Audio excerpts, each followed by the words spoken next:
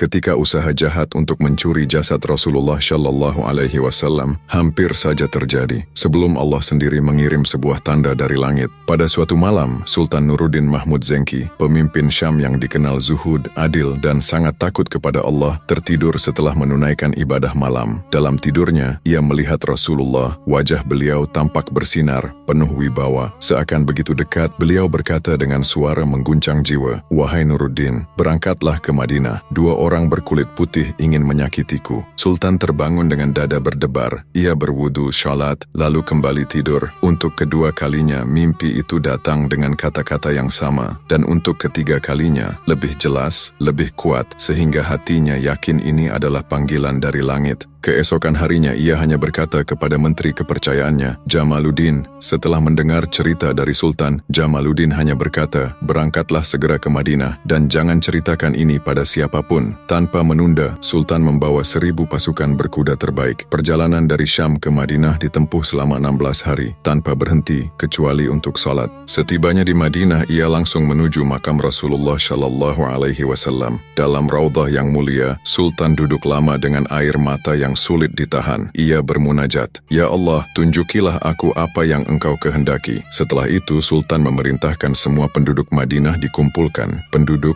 pedagang, hingga musafir. Ia memberikan hadiah kepada mereka. Bukan hanya hadiah, tetapi cara untuk melihat setiap wajah, namun beliau tidak menemukan dua orang yang disampaikan Rasulullah dalam mimpinya. Kemudian Sultan bertanya kepada penduduk Madinah, apakah ada orang yang belum menerima hadiah? Sampai seorang penduduk berkata, tidak ada, kecuali 2 orang dari Andalusia. Mereka tidak mau mengambil hadiah. Keduanya selalu beribadah di raudhah. Sultan bertanya, bagaimana warna kulit mereka? Putih kemerahan. Saat itu juga tubuh Sultan terasa dingin. Inilah 2 orang yang Rasulullah tunjukkan dalam mimpinya. Kedua peziarah itu dihadapkan kepada Sultan. Mereka memberi jawaban yang goyah dan tidak meyakinkan.